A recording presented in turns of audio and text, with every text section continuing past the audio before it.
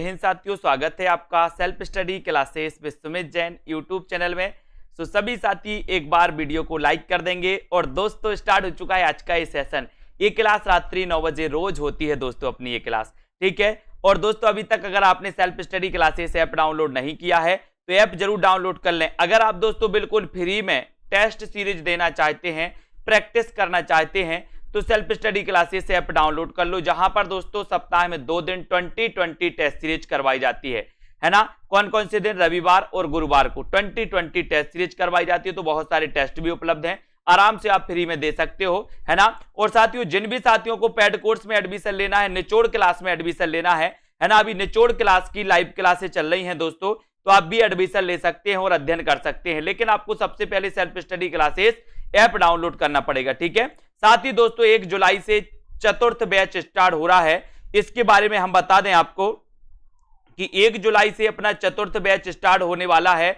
और दोस्तों जो चतुर्थ बैच स्टार्ट होगा, इसकी जो लाइव क्लासें चलेंगी शाम को 5 बजे लाइव क्लास चलेगी एक, और दूसरी क्लास चलेगी शाम को 6:30 बजे, ठीक है।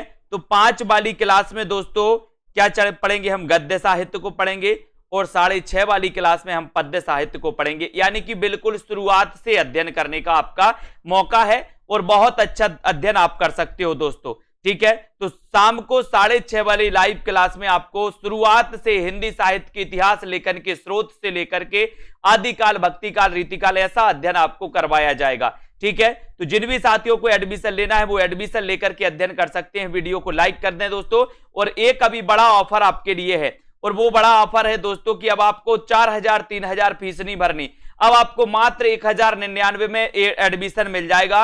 और ये एडमिशन दोस्तों आपके लिए 1 साल तक पूरा वैलिड रहेगा, ठीक है। तो अभी डाउनलोड करें सेल्फ स्टडी क्लासेस, और टीजीटी पीजीटी वाले जो भी हमारे साथी हैं जुड़ जाएं। निचोड़ क्लासें भी आपको मिलेंगी, विस्तृत अध्ययन वाली क्लासें मिलेंगी, टिरकी वीडियो मिलेंगे, है ना, डाउट्स क्लियर वाले वीडियो, और दोस्तों बहुत सारे टेस्ट भी आपको मिलने वाले हैं, ठीक है। तो मैं तो कहता हूं जितने साथी हैं, और दोस्तों एग्जाम के लास्ट टाइम में सभी लोग एडमिशन लेकर के पढ़ें, बिल्कुल सस्ता कोर्स आपके लिए, ठीक है। तो सभी एडमिशन आज ही एडमिशन ले, कल से दोस्तों बैच स्टार्ट हो जाएगा, ठीक है। लेकिन ऑफर आपके लिए अभी है, ठीक है। बहुत बढ़िया, चलिए स्टार्ट करते हैं आज का इस सेशन। कल मैंने आपको बताया था कि पर्ण दत्त जयशंकर प्रसाद के किस नाटक का पात्र है। ये क्वेश्चन आपको दिया था, इस क्वेश्चन का नाम आपको बताना है। बताइए पर्ण दत्त जयशंकर प्रसाद के किस नाटक का पात्र है? फटाक से आपको चयन करना है। और दोस्तों ये क्लास अपनी रोज 9 बजे होती है। आपको चयन करना है पर्ण दत्त जयशंकर प्रसाद के किस नाटक का पात्र है। ये चैलेंज क्वेश्चन आपके लिए कल दिया गया था, अब आपको बताना है। और बहुत सारे लोगों ने बिल्कुल सही बताया है कि सर ये जो नाटक हैं ये नाटक जयशंकर प्रसाद के हैं, है ना। लेकिन पर्ण दत्त जो है ये स्कंद गुप्त नाटक का पात्र है। कौन से गुप्त का है? स्कंद गुप्त नाटक का पात्र है। वेरी गुड, 3 नंबर आपका बिल्कुल सही है। नेक्स्ट है पर्ण दत्त तो आपका हो गया दोस्तों। यहां पर आइए, कविता क्या है, निबंध के लेखक कौन है? अच्छा क्वेश्चन, कविता क्या है, ये निबंध किसका है? कविता क्या है, निबंध के लेखक कौन है? रामचंद्र शुक्ल, हजारी प्रसाद द्विवेदी, या फिर दोस्तों अध्यापक पूर्णसेन, या फिर कुबेरनाथ राय? ये बहुत ही अच्छा क्वेश्चन है दोस्तों। कविता क्या है, निबंध के लेखक कौन है? बताइए कविता क्या है, निबंध के लेखक कौन माने जाते हैं? कविता क्या है, निबंध के लेखक कौन माने जाते हैं? देखते हैं कौन कौन सही उत्तर बताता है। बहुत सारे लोग हैं, सही उत्तर आपको बताना है। राइट आंसर बताया है कि सर रामचंद्र शुक्ल, यानी कि आपका जो 1 नंबर है वो बिल्कुल सही है। कविता क्या है, ये निबंध है रामचंद्र शुक्ल जी का, ये number right answer. Very good. निठल्ले की डायरी नामक हास्य व्यंग निबंध संग्रह के लेखक कौन है? निठल्ले की डायरी आपको बताना है दोस्तों। निठल्ले की डायरी हास्य व्यंग, है ना, नामक हास्य व्यंग निबंध संग्रह के लेखक कौन माने जाते हैं? निठल्ले की डायरी नामक हास्य व्यंग निबंध संग्रह के लेखक कौन है? हरिशंकर परसाई, अध्यापक पूर्णसेन, कुबेरनाथ राय, या फिर श्रीलाल शुक्ल? ये निठल्ले की डायरी तो कई बार पूछा गया। ये नामक हास्य व्यंग किसका निबंध संग्रह है? ये भी आपको चयन करना है। और अच्छा क्वेश्चन है दोस्तों, निठल्ले की डायरी में आपने बिल्कुल सही आंसर चयन किया है कि सर ये जो निठल्ले की डायरी है, ये निठल्ले की डायरी हरिशंकर परसाई आप लगा दो, 1 नंबर आपका बिल्कुल सही हो जाएगा। जिन्होंने 1 नंबर बताया हरिशंकर परसाई वो बिल्कुल सही है। निठल्ले की डायरी नामक हास्य व्यंग्य निबंध संग्रह के लेखक हैं Harishankar Parsai. Very good answer. संपत्ति शास्त्र के लेखक कौन है? संपत्ति शास्त्र बताइए, संपत्ति शास्त्र। और एक पूछा जाता है प्रेम संपत्ति लता, एक पूछा जाता है दोस्तों प्रेम संपत्ति लता, एक प्रेम संपत्ति लता पूछा जाता है, इसका भी आपको बताना है। और एक पूछा जाता है संपत्ति शास्त्र। तो संपत्ति शास्त्र के लेखक सबसे पहले आपको बताना है, तो बताइए श्रीधर पाठक हैं क्या? बोले सर ये तो स्वच्छंदतावाद के प्रवर्तक हैं। श्रीलाल शुक्ल हैं? बोले सर इनकी रचना तो राग दरबारी है। महावीर प्रसाद द्विवेदी हैं क्या? बोले सर सही पकड़े, बिल्कुल महावीर प्रसाद द्विवेदी हैं। और 3 नंबर आपका बिल्कुल सही हो जाएगा, है ना। लेकिन एक क्वेश्चन और आपका आ गया है जो आपकी परेशानी दोस्तों बढ़ा देगा, और वो क्वेश्चन कौन सा है? प्रेम संपत्ति लता ये किसकी रचना है, ये आपको बताना है। शायद ही आज ही पढ़ी थी अपन ने प्रेम संपत्ति लता के रचनाकार कौन है, और देखते हैं कौन बता पा रहा है। बहुत बढ़िया आंसर। बोले सर ये प्रेम संपत्ति लता ठाकुर जगमोहन की रचना है। किसकी है? ठाकुर जगमोहन की। और संपत्ति शास्त्र के रचनाकार महावीर प्रसाद द्विवेदी, है ना। 1903 में ये क्या बन गए थे? 1903 में बन गए थे सरस्वती के संपादक, है ना। मध्यकालीन बोध का स्वरूप के लेखक कौन है? मध्यकालीन बोध का स्वरूप ये किसकी रचना है? श्रीधर पाठक, श्रीलाल शुक्ल, महावीर प्रसाद द्विवेदी या फिर रामचंद्र शुक्ल? मध्यकालीन बोध का स्वरूप के रचनाकार कौन माने जाते हैं? उत्तर क्या हो जाएगा आपका? मध्यकालीन बोध का स्वरूप ये किसकी रचना है? ये रचना आपको बतानी है। जिन भी साथियों ने अभी तक self study classes app download नहीं किया दोस्तों, वो प्ले स्टोर में जाएं, self study classes app download कर लें। 2020 टेस्ट सीरीज फ्री होती है आप लोगों के लिए, आप कर सकते हैं, ठीक है।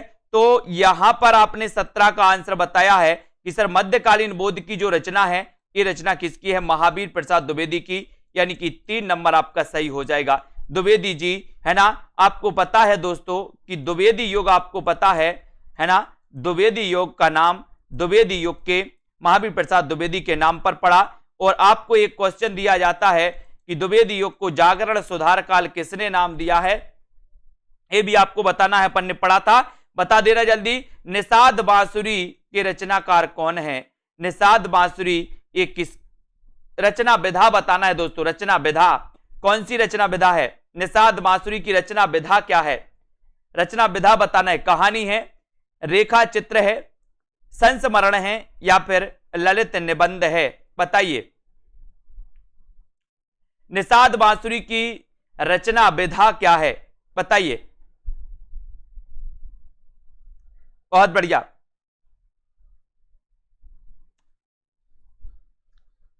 और विधा आपको बताना है। जागरण सुधार काल तो सभी लोगों ने बता दिया कि सर जागरण सुधार काल कहा है नगेंद्र ने, नगेंद्र ने कहा। वेरी गुड, है ना, बिल्कुल सही है। तो यहां पर निषाद बांसुरी दोस्तों ये ललित निबंध है, ये ललित निबंध है, यानी कि आपका जो डी नंबर है वो बिल्कुल सही है ना। अब आपको बताना है कि ये ललित निबंध किसका है, जल्दी से बताएं कमेंट में। और ये ललित निबंध है ना। Very good. अगला क्वेश्चन आपको बताना है समस्या पूर्ति किस युग की विशेषता है? बहुत अच्छा क्वेश्चन। समस्या पूर्ति किस युग की विशेषता है? भारतेंदु युग की, द्विवेदी युग की, छायावाद युग की या फिर प्रगतिवाद युग की? समस्या पूर्ति किस युग की विशेषता मानी जाती है? कल से दोस्तों आपका नया बैच स्टार्ट होगा। निचोड़ क्लास जो होगी वो होगी दोपहर 2:30 पर, है ना। शाम को 5 बजे वाली यथावत क्लास चलेगी। शाम को 6:30 बजे वाली जो क्लास है उसमें हिंदी साहित्य के इतिहास को हम शुरुआत से पढ़ेंगे, है ना। समस्या पूर्ति किस युग की विशेषता है ये आपको बताना है। आज ही हमने दोस्तों बताया था आपको कि समस्या पूर्ति जो है ये भारतेंदु युग की विशेषता है, यानी कि आपका जो 1 नंबर है वो बिल्कुल सही है। और यहां पर आपका उत्तर हो जाएगा दोस्तों समस्या पूर्ति आपका द्विवेदी, है ना। समस्या पूर्ति नहीं, जो इतिवृत्तात्मकता है, इतिवृत्तात्मकता ये द्विवेदी युग की विशेषता है, ठीक है, समस्या पूर्ति तो आपका बिल्कुल सही हो जाएगा, यहां पर भारतेंदु युग सही हो जाएगा, है ना। अगले क्वेश्चन है, भारतेंदु युग का कौन सा कवि पुष्टि मार्ग में दीक्षित था। बहुत बढ़िया क्वेश्चन, भारतेंदु युग का कौन सा कवि पुष्टि मार्ग में दीक्षित था। भारतेंदु युग का कौन सा कवि बताना है, जल्दी बताएं, सभी लोग बताएंगे। यहां पर बताना है भारतेंदु युग का कौन सा कवि पुष्टि मार्ग में दीक्षित था, जल्दी से बताएं, सभी लोगों को बताना है। उत्तर क्या हो जाएगा, प्रश्न क्रमांक 120 का उत्तर आपको चयन करना है। उत्तर क्या हो जाएगा,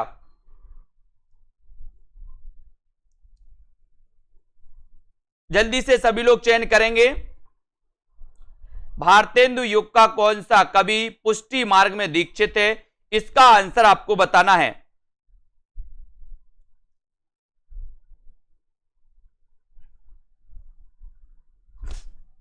और सभी को पता है कि सर ये जो रचना है, ये रचना है भारतेंदु हरिश्चंद्र की, ठीक है, भारतेंदु हरिश्चंद्र की रचना है, ये बिल्कुल सही है, बहुत बढ़िया आंसर, ठीक है। यहां पर आते हैं दोस्तों, ठीक है, यहां पर आपका भारतेंदु हरिश्चंद्र बिल्कुल सही हो जाएगा, ठीक है। अगले क्वेश्चन की ओर बढ़ते हैं,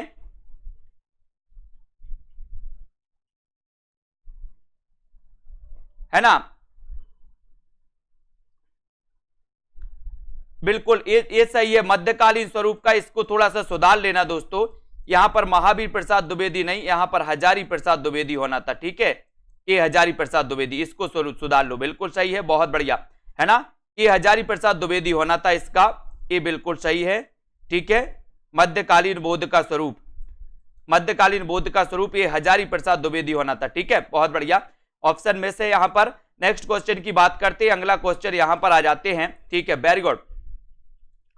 दोहा कोश किसकी रचना है, ये आपको बताना है, बताइए दोहा कोश किसकी रचना है, फटाफट से बताएंगे, अगला क्वेश्चन आपके लिए, दोहा कोश किसकी रचना है।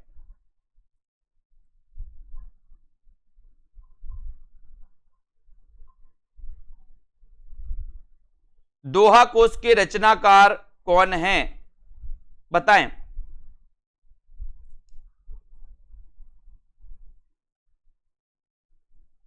दोहा कोश किसकी रचना है, इसका भी आपको चयन करना है। और यहां पर सभी लोगों को पता है कि सर ये दोहा कोश जो रचना है ये सरहपाद की रचना है, किसकी है, सरहपाद की, ठीक है, इसको भी अपन को याद रख लेना है, ठीक है, वेरी गुड। अगला क्वेश्चन देख लेते हैं, अगला क्वेश्चन है, गोरखबाणी का संपादन किसने किया। गोरखबाणी का संपादन आपको बताना है, सभी लोग बताएंगे,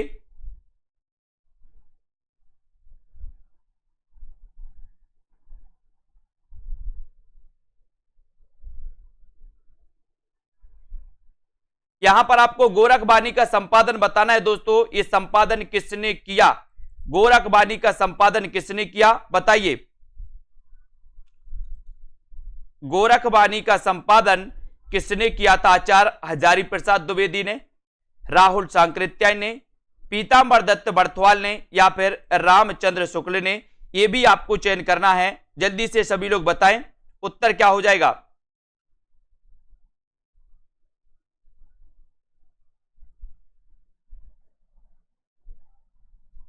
और बहुत अच्छा क्वेश्चन आया है, गोरखबाणी का संपादन जो किया है दोस्तों, वो किया है किसने, डॉक्टर पीतांबर दत्त बर्थवाल ने, यानी कि 3 नंबर आपका बिल्कुल सही हो जाएगा, ठीक है, बहुत बढ़िया आंसर। अगले क्वेश्चन की ओर हम बढ़ेंगे, अगला क्वेश्चन है, पद्मावत में उल्लेखित राजा रतन सेन कहां के राजा थे।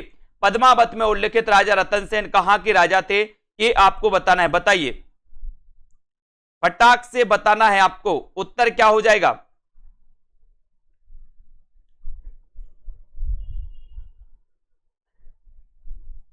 और बहुत बढ़िया आंसर है कि पद्मावत में उल्लेखित जो राजा रतन सेन थे वो कहां के दोस्तों राजा थे, तब आपका उत्तर होता है कि सर ये चित्तौड़गढ़ के राजा थे, यानी कि आपका जो 1 नंबर है वो बिल्कुल सही हो जाता है, 1 नंबर राइट आंसर हो जाता है, ठीक है। अगले क्वेश्चन की ओर बढ़ेंगे हम, अगला क्वेश्चन है, कीर्तिलता की भाषा क्या है, फटाक से आपको बताना है, ठीक है, और जल्दी बताएं, कीर्तिलता की भाषा क्या है, कीर्तिलता की, कीर्तिलता की भाषा क्या मानी जाती है, ये आपको चयन करना है। उत्तर क्या हो जाएगा?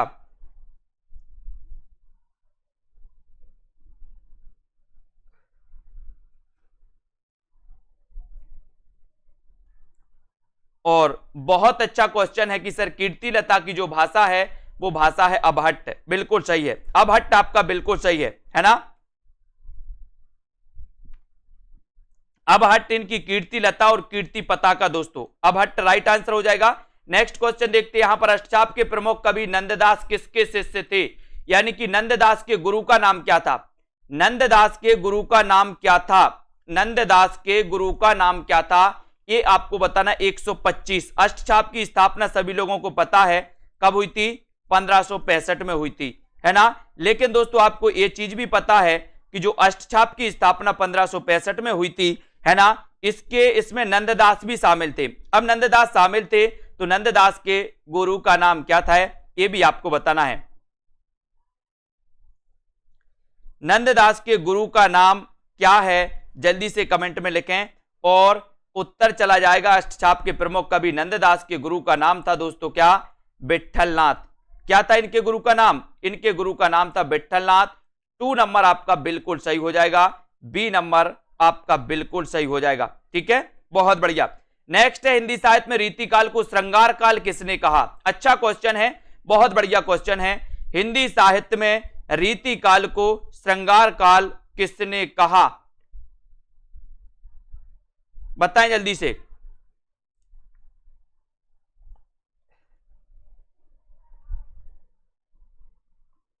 हिंदी साहित्य में रीतिकाल को श्रृंगार काल किसने कहा? वीडियो को एक बार लाइक जरूर करना दोस्तों, अपने मित्रों तक शेयर कर दो जल्दी जल्दी से। रीतिकाल को श्रृंगार काल कहने वाले जो विद्वान हैं वो कौन हैं, जल्दी बताएं।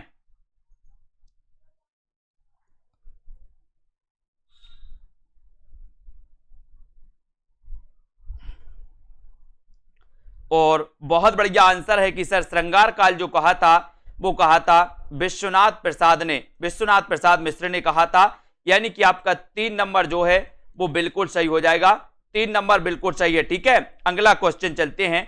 अब अलंकृत काल भी आपको पता है दोस्तों, अलंकृत काल किसने कहा था? मिश्र बंधुओं ने, है ना। भूषण बिनुना ब्राजिए कविता बनिता मित्य, ये कथन किसका है? भूषण बिनुना ब्राजिए कविता बनिता मित्य, ये बताना है ये कथन किसका है? ये कथन किसका है? भूषण बिनुना ब्राजई कविता बनिता मित्य, ये जो कथन है ये कथन किसका है, ये भी आपको बताना है। लिखे जल्दी से, लाइक जरूर कर दे एक बार वीडियो को।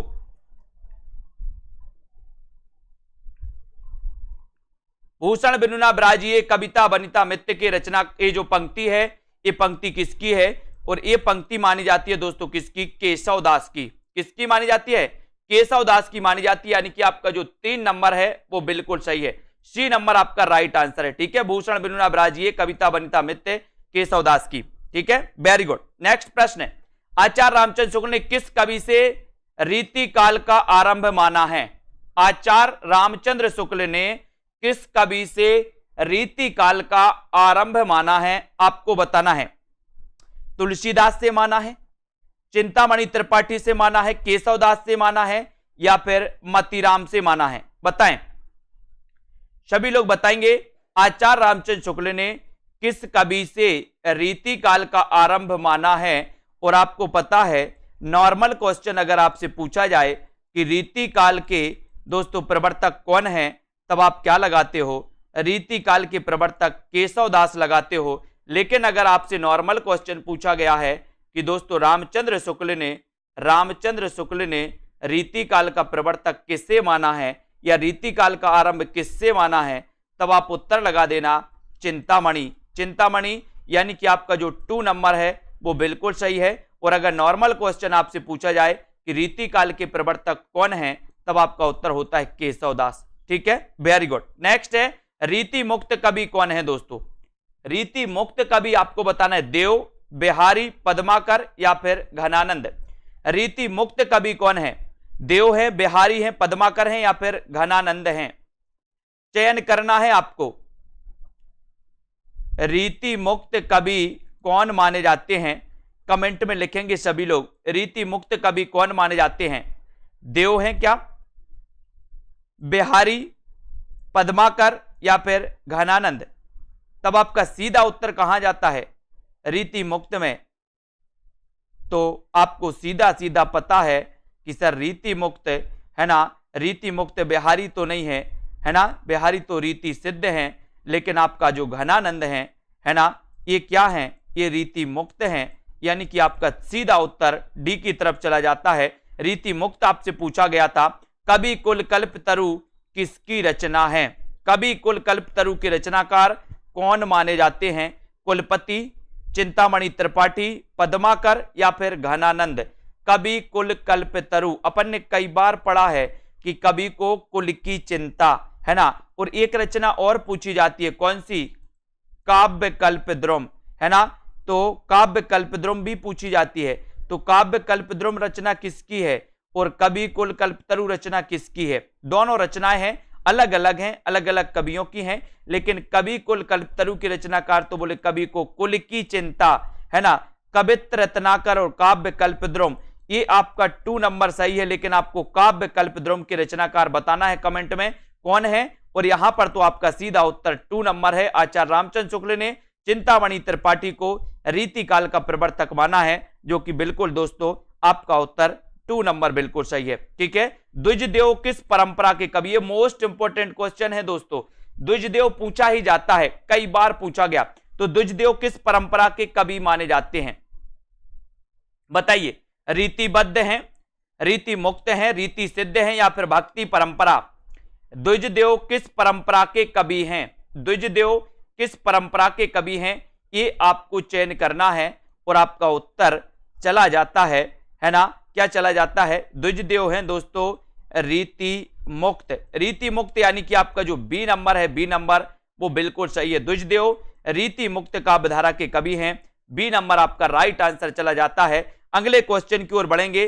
अगला क्वेश्चन आपको पता है, अगला क्वेश्चन है अनामिका काव्य किनके द्वारा लिखा गया? अनामिका किसका दोस्तों, किसकी रचना है, ऐसा आपसे पूछा गया तो आप क्या उत्तर लगाएंगे? अनामिका के रचनाकार कौन है? अनामिका किसकी रचना है? आगे की है क्या, निराला, धूमिल या फिर सुमन? बताएं, अनामिका काव्य के रचनाकार कौन है, किसकी रचना है अनामिका? दोस्तों आपने छायावाद पढ़ा है, छायावाद से हर एक एग्जाम में लगभग 5 से 7 क्वेश्चन आपके छायावाद से पूछे जाते हैं, अकेले छायावाद से, है ना। तो अनामिका काव्य किनके द्वारा लिखा गया? तब सभी लोगों को पता है कि सर चाहे अनामिका हो, परिमल हो, है ना, ये जो रचना है ये निराला की है ना। नए पत्ते हो, ये सारी रचना किसकी है? निराला की है। और आपका 2 नंबर है जो बिल्कुल सही हो जाएगा। ठीक है, नेक्स्ट है फूल नहीं रंग बोलते हैं, किसका काव्य संग्रह है? फूल नहीं रंग बोलते हैं, फूल नहीं रंग बोलते हैं काव्य संग्रह के रचनाकार कौन है? केदारनाथ अग्रवाल, नागार्जुन, त्रिलोचन या फिर रघुवीर सहाय? बताएंगे आप लोग। फूल नहीं रंग बोलते के रचनाकार कौन है? जिन भी साथियों ने अभी तक वीडियो को लाइक नहीं किया, एक बार लाइक जरूर कर दें, अपने मित्रों तक शेयर कर दें। और दोस्तों एक बहुत अच्छा है कि आप लोगों के लिए एक बढ़िया ऑफर आया है दोस्तों, 1099 में आप दोस्तों कोर्स में एडमिशन ले सकते हैं। यहां पर हिंदी साहित्य की निचोड़ कक्षाएं आपको मिलेंगी, है ना। यहां पर दोस्तों हिंदी साहित्य का संपूर्ण कोर्स आपको मिलने वाला है। यहां पर दोस्तों आपको व्याकरण भी मिलेगा, यहां पर आपको लाइव क्लासें भी मिलेंगी। ठीक है, यहां पर टॉपिक वाइज टेस्ट भी मिलेंगे, ट्रिकी वीडियो भी मिलेंगे, डाउट्स क्लियर वाले वीडियो भी मिलेंगे, है ना। सारी चीजें मिलने वाली हैं। और साथ ही फूल नहीं रंग बोलते हैं आपसे पूछा गया तो आपने लगा दिया केदारनाथ अग्रवाल। केदारनाथ के फूल नहीं रंग बोलते हैं, बोले सर केदारनाथ के, है ना। सुजान हित कृपा कंद वियोग बेली बल्ली, है ना, किस कवि की रचनाएं हैं? बताएं, ये क्वेश्चन आपके लिए बहुत सरल है। सुजान हित कृपा कंद वियोग बेली, बताएं ये रचनाएं किसकी हैं? कृपा कंद ये रचनाएं किसकी मानी जाती हैं, है ना। और सेल्फ स्टडी क्लासेस ऐप को जरूर डाउनलोड कर लें सभी लोग, है ना। गुरुवार और दोस्तों रविवार को 2020 टेस्ट सीरीज होती है, आपके लिए बिल्कुल फ्री करवाई जाती है ना। और यहां पर सुजान हित आपसे पूछा गया तब आपका उत्तर घनानंद चला जाता है। रीति मुक्त कवि माने जाते हैं दोस्तों घनानंद, है ना। और इनकी रचनाएं पढ़ी हैं अपन ने, सुजान हित, कृपा कंद, वियोग बेली, है ना। और दोस्तों इनकी रचनाओं में अपन ने और कौन सी पढ़ी थी, इनकी इश्क लता भी पढ़ी थी इनकी, है ना। इश्क लता भी अपन ने घनानंद की पढ़ी थी। इन रचनाओं को भी याद रखना। ब्रज भाषा का सबसे प्राचीन ग्रंथ कौन सा है, ये क्वेश्चन तो आपका हो गया है। अद्वैतवाद के प्रवर्तक कौन है, अद्वैतवाद के प्रवर्तक कौन है। 136 का आंसर आप बताएंगे। शंकराचार्य हैं, वल्लभाचार्य हैं, मध्वाचार्य हैं या फिर रामानुजाचार्य हैं। अद्वैतवाद के प्रवर्तक कौन माने जाते हैं, बताइए सतीश जी, बताइए उत्तर। अद्वैतवाद के प्रवर्तक कौन माने जाते हैं। यहां पर तो आपको पता है ना। सुनील कुमार जी मोबाइल को ऑफ करके फिर डाउनलोड करो, है ना। अद्वैतवाद के बताना है, जबकि शुद्धाद्वैत के आपको पता है। शुद्धाद्वैत के बाद के कौन माने जाते हैं दोस्तों, वल्लभाचार्य माने जाते हैं, है ना। सभी को पता है। द्वैतवाद के मध्वाचार्य माने जाते हैं, है ना। शंकराचार्य दोस्तों अद्वैतवाद के माने जाते हैं, ठीक है, ये तो आपको पता ही है। श्री संप्रदाय के रामानुजाचार्य हैं। विशिष्टाद्वैतवाद के दोस्तों कौन माने जाते हैं, रामानुजाचार्य माने जाते हैं। इनको भी अपन को धीरे धीरे पढ़ते जाना है। निम्न में से व्याकरण ग्रंथ के रूप में प्रतिष्ठित है, तो व्याकरण ग्रंथ के रूप में कौन सा प्रतिष्ठित है दोस्तों, बताएं। व्याकरण ग्रंथ के रूप में बताएं कौन सा ग्रंथ है जो व्याकरण ग्रंथ के रूप में प्रसिद्ध है, उसके रचनाकार कौन है, उसके रचनाकार कौन है, बताएं। कौन व्याकरण ग्रंथ के रूप में प्रतिष्ठित है, उसके रचनाकार कौन है, ये आंसर आपको बताना है। राहुल बेल हैं, उक्ति व्यक्ति प्रकरण है, वर्ण रत्नाकर या फिर कुबलय माला, चयन करना है आपको, है ना। और बहुत सारे लोगों ने बताया है कि सर उक्ति व्यक्ति प्रकरण ये जो है ये क्या है, ये व्याकरण ग्रंथ है। ये क्या माना जाता है, व्याकरण ग्रंथ माना जाता है। और इसके रचनाकार कौन है, तो इसके रचनाकार कौन है दोस्तों, उक्ति व्यक्ति प्रकरण, है ना। और उक्ति व्यक्ति प्रकरण की रचनाकार आपको जल्दी से लिखना है, जल्दी से बताएं, है ना। वर्ण रत्नाकर तो आपको पता ही है, बोले सर ये वर्ण रत्नाकर तो ज्योतिश्वर ठाकुर की रचना है, ठीक है। कुबलय माला आपको पता है किसकी रचना है, और राहुल बेल भी आपको बताना है, जल्दी से बताओ। और बिल्कुल सही है, ये जो उक्ति व्यक्ति प्रकरण है ये व्याकरण ग्रंथ है, और ये किसकी है दोस्तों, Damodar Sharma. Very good answer. अगला क्वेश्चन है, हिंदी के प्रारंभिक काल को वीर गाथा काल किसने नाम दिया। इतना सरल क्वेश्चन पूछ लिया गया, बोले सर हिंदी के प्रारंभिक काल को वीर गाथा काल नाम किसने दिया। आचार्य रामचंद्र शुक्ल ने, आचार्य हजारी प्रसाद द्विवेदी ने, राहुल सांकृत्यायन या फिर मिश्र बंधुओं ने। किसने दिया हिंदी के प्रारंभिक काल को वीर गाथा काल। और ऐसे कितने साथी हैं जिनको एडमिशन लेना है, निचोड़ क्लास में पढ़ना है, यानी कि निचोड़ क्लास से तात्पर्य के हिंदी साहित्य में क्या इंपॉर्टेंट है, आदि काल में क्या इंपॉर्टेंट है, भक्ति काल में क्या इंपॉर्टेंट है, आधुनिक काल में क्या इंपॉर्टेंट है, ऐसी चीजें अगर आप पढ़ना चाहते हैं तो निचोड़ क्लास की अभी लाइव क्लासेस चल रही हैं दोस्तों। कल से 2:30 बजे से चलेगी, यानी कि 2:30 से क्लास चलेगी निचोड़ वाली। तो जिनको भी एडमिशन लेना है 1099 में आपके लिए सब कुछ, है ना, मिलने वाला है। और हिंदी के प्रारंभिक काल को वीर गाथा काल नाम दिया, बोले सर रामचंद्र शुक्ल लगा दो। Very good answer. रंग दे बसंती चोला नाटक के रचनाकार कौन है। अच्छा क्वेश्चन है, रंग दे बसंती चोला ये नाटक किसका है, ये आपको बताना है। देखते हैं कौन कौन बता पाता है। सुरेंद्र वर्मा है, मोहन राकेश है, राहुल सांकृत्यायन या फिर भीष्म साहिनी। रंग दे बसंती चोला नाटक के रचनाकार कौन माने जाते हैं। रंग दे बसंती चोला ये किसका नाटक है, ये भी आपको बताना है। बताएं किसका नाटक है मेरा रंग दे बसंती चोला। अच्छा क्वेश्चन है दोस्तों, रंग दे बसंती चोला आपसे अगर पूछा गया तब आपको सीधा लगाना है। क्या लगाओगे बताइए, देखते हैं सबसे पहले उत्तर कौन बता रहा है। सतीश जी बहुत बढ़िया, कितना बढ़िया, बहुत बढ़िया, मजा आ गया दोस्तों। एक नाटक है रंग दे बसंती चोला, भीष्म साहिनी। वेरी गुड, बहुत बढ़िया। डी नंबर आपका बिल्कुल सही है। अगला क्वेश्चन, साकेत में कितने सर्ग हैं। नॉर्मल क्वेश्चन आपसे पूछा गया, साकेत में कितने सर्ग हैं, 15, 11, 12 या फिर 7। साकेत में कितने सर्ग हैं बताएं। साकेत में कितने सर्ग हैं ये आपको बताना है। और आपने पढ़ा है मैथिली शरण गुप्त के बारे में कि सर इनका जन्म हुआ था 1886 में, है ना, चिरगांव जिला झांसी में। इनकी भारत भारती रचना 1912 के कारण इनकी प्रसिद्धि के कारण इन्हें राष्ट्र कवि की उपाधि दी गई महात्मा गांधी के द्वारा, है ना। इन्होंने साकेत दोस्तों महाकाव्य लिखा, जय भारत इन्होंने महाकाव्य लिखा, है ना।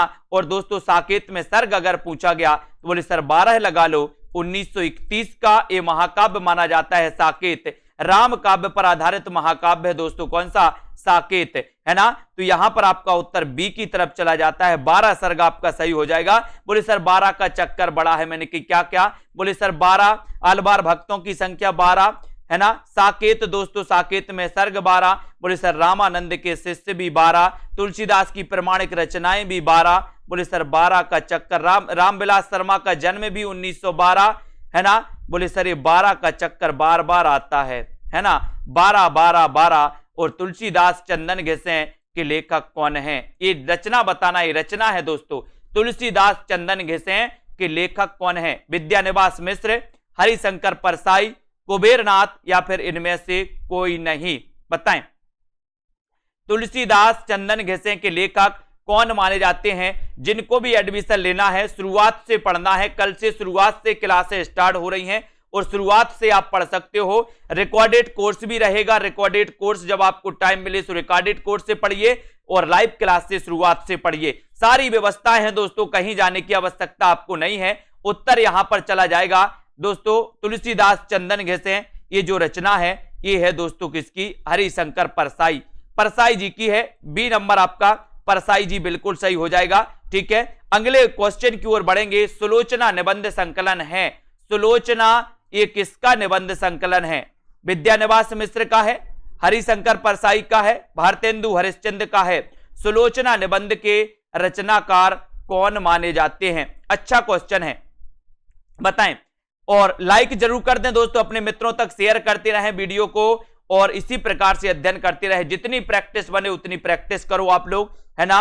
और यहां पर आपका सही उत्तर चला जाता है सुलोचना निबंध संकलन के रचनाकार कौन है, बताइए, है ना। उत्तर चला जाएगा दोस्तों क्या, हाँ भारतेंदु जी का है क्या, बताइए जल्दी से।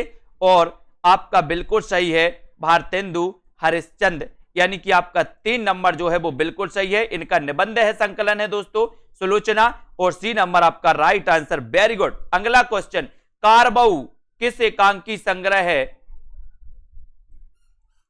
ये कारबऊ है क्या, बताओ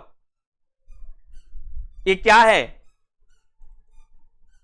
कारबा है कि कारबऊ क्या है, जल्दी बताओ। ये किसकी एकांकी संग्रह है, अस्किकी, विष्णु प्रभाकर, भारतेंदु हरिश्चंद्र या फिर भुवनेश्वर प्रसाद, बताएं सभी लोग।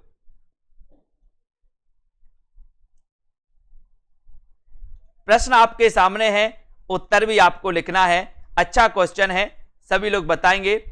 कारवां किसकी एकांकी है, और बिल्कुल सही आंसर चला जाता है, बोले सर ये जो एकांकी है ये भुवनेश्वर प्रसाद की है, किसकी, भुवनेश्वर प्रसाद, यानी कि 4 नंबर आपका बिल्कुल सही हो जाता है, ठीक है, वेरी गुड, बहुत बढ़िया। एक कारवां है दोस्तों, है ना, कारवां, ठीक है, बहुत बढ़िया। नेक्स्ट है, यहां पर आओ, ऐतिहासिक नाटककार के रूप में कौन प्रतिष्ठित है, ऐतिहासिक नाटककार के रूप में, ऐतिहासिक नाटककार के रूप में कौन प्रतिष्ठित है, बीच में साहिनी है, मोहन राकेश है, लक्ष्मी नारायण लाल है या फिर जयशंकर प्रसाद हैं। ऐतिहासिक नाटककार के रूप में कौन प्रतिष्ठित है, आपको चयन करना है, उत्तर आपका क्या हो जाएगा।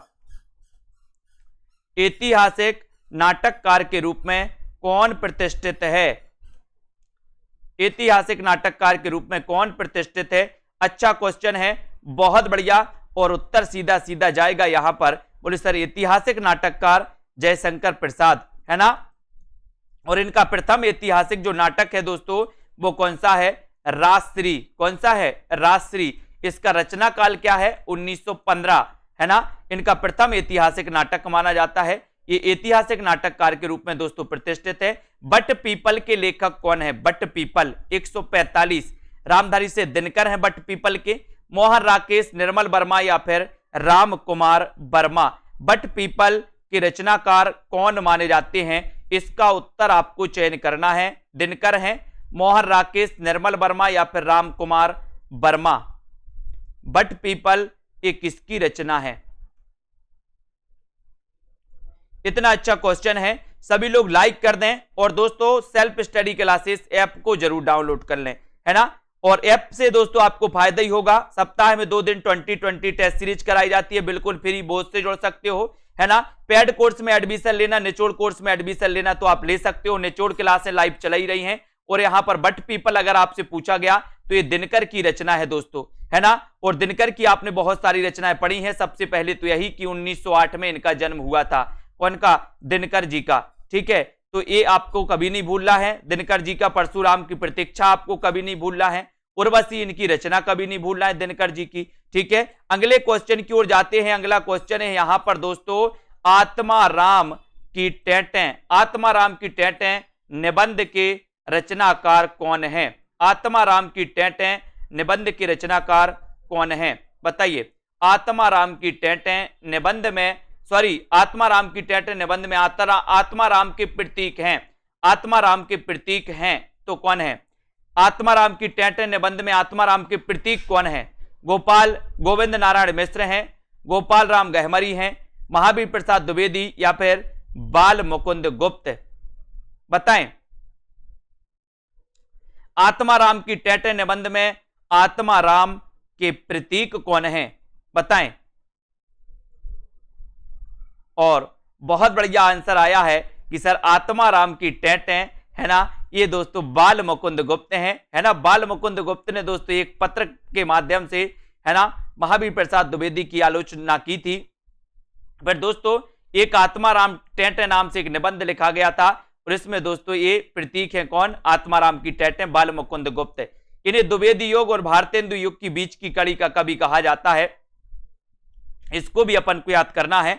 नेक्स्ट है, मुझे चांद चाहिए उपन्यास के लेखक कौन है? मुझे चांद चाहिए ये किसका उपन्यास है? विक्रम सेठ का है, सुरेंद्र वर्मा, रांगे राघव या फिर अरुंधति राय? किसका निबंध है? हिमांशु जी, अनिल तिवारी जी, बताइए। मुझे चांद चाहिए ये किसका निबंध है? सभी लोगों को बताना है, ठीक है। और मुझे चांद चाहिए ये जो निबंध है दोस्त, उपन्यास है, उपन्यास है, ये किसका उपन्यास है? विक्रम सेठ, सुरेंद्र वर्मा, रांगे राघव या फिर अरुंधति राय? इतना अच्छा क्वेश्चन है, मुझे चांद चाहिए। बोले सर मुझे चांद चाहिए तो सुरेंद्र वर्मा। इंद्र से पूछो, बोले इंद्र, इंद्र का पर्यायवाची है सुरेंद्र, है ना। तो इंद्र का पर्यायवाची सुरेंद्र और चांद चाहिए तो इंद्र से पूछो, फिर इंद्र देंगे सुरेंद्र, ठीक है। बी नंबर आपका सही हो जाएगा, ठीक है। नेक्स्ट है आपका, आवारा मसीहा किसकी जीवनी पर आधारित है? किसकी जीवनी पर आधारित है? ये एक चीज है कि आवारा मसीहा विष्णु प्रभाकर की है दोस्तों, विष्णु प्रभाकर की ये जीवनी है, विष्णु प्रभाकर लिखित जीवनी है। लेकिन ये किसके जीवन पर आधारित है वो आपको बताना है। प्रेमचंद के जीवन पर है, बंकिम चंद्र के जीवन पर है, शरत चंद्र या फिर रविंद्रनाथ ठाकुर के जीवन पर आधारित है? आवारा मसीहा किसकी जीवनी पर आधारित है ये आपको बताना है। और बिल्कुल सही उत्तर चला जाता है दोस्तों, क्या चला जाता है? आवारा मसीहा शरत चंद्र के जीवन पर आधारित है। और आपका जो 3 नंबर है, सी नंबर है, वो बिल्कुल सही है ना। सी नंबर आपका राइट आंसर हो जाएगा। विष्णु प्रभाकर कृत माना जाता है दोस्तों, है ना। जुलूस उपन्यास के लेखक कौन है? जुलूस किसका उपन्यास है आपको बताना है। जुलूस उपन्यास के लेखक कौन है? फणीश्वरनाथ रेणु, कमलेश्वर, मोहन राकेश या फिर नागार्जुन? जुलूस किसका उपन्यास है? अच्छा क्वेश्चन है, सभी लोग बताएंगे।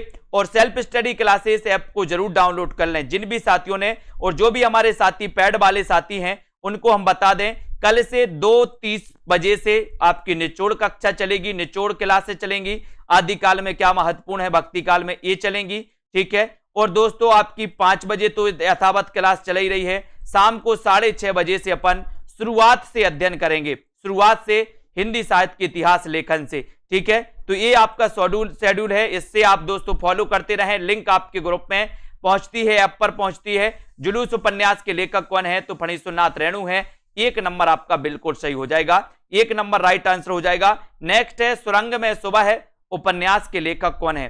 सुरंग में सुबह है उपन्यास के लेखक कौन है ये आपको चयन करना है ना। बताइए। मिथिलेश्वर, सुरंग में सुबह, कमलेश्वर, मोहन राकेश या फिर संजीव?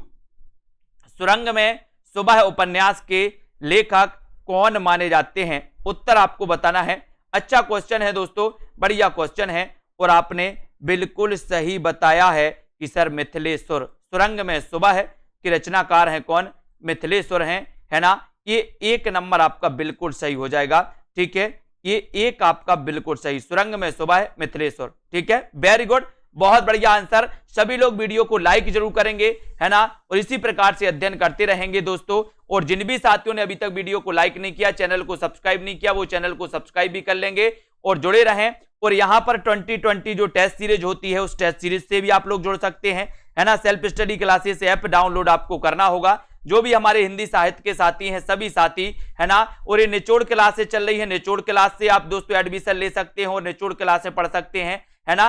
चतुर्थ बैच यानी कि 1 जुलाई से स्टार्ट होने वाला है चतुर्थ बैच, तो इस चतुर्थ बैच में भी दोस्तों आप जुड़ सकते हो और अपना अध्ययन शुरुआत से कर सकते हो, जहां पर विस्तृत अध्ययन, टेस्ट, ट्रैक, ये सारी चीजें आपको मिलने वाली हैं, ठीक है। अब यहां पर देखते हैं अपन, ये बड़ा ऑफर है, अभी ऑफर है आपके लिए 1099। अब आपको 2-3 हजार फीस नहीं भरनी है, आपको मात्र 1099 रुपए फीस भरनी है और दोस्तों इसमें आप आराम से पढ़ सकते हो, ठीक है।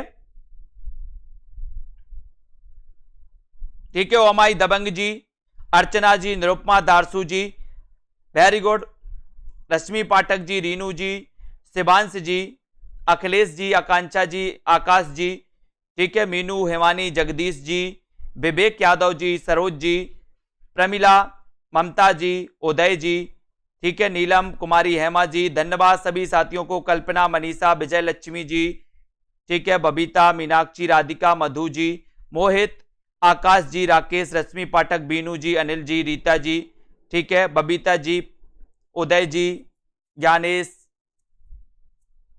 आरती जी, संजय यादव जी, वेरी गुड, ममता जी, ज्योति पापनी जी, रचना, लाली जी, ललिता जी, रीता जी, कार्तिक, पूजा वर्मा जी, राधिका, मधु जी, बबीता जी, गीतिका जी, है ना, अमिता जी, वेरी गुड, पूनम, अर्शदीप जी, अंजू जी, रचना, हिंदी क्लासेस जी, बहुत बढ़िया, बिल्कुल, नरेश भट्ट जी, संजय पाठक जी, नव्या जी, सभी साथियों को, लवकुश जी, राजेश जी, ठाकुर, रामकिशन जी, विवेक कुमार जी, बासु जी, बीनू, मनीषा, राजकुमारी, वंदना जी, प्रेम शिला जी, आनंद जी, उमेश जी, रेणुका जी, देवेंद्र, पूनम, शर्मिला जी, कुमकुम जी, वेरी गुड, विवेक कुमार, एकता जी, सभी साथियों को, अनिल तिवारी जी, स्नेहा, शिवानी जी, पूजा, अश्वनी, प्रीति जी, सूरज सिंह जी, कृष्णा, हेमलता, आशीष, राधिका जी, वेरी गुड, प्रवीण ओझा जी, राम मूरत, ओमदेव जी, उमेश जी,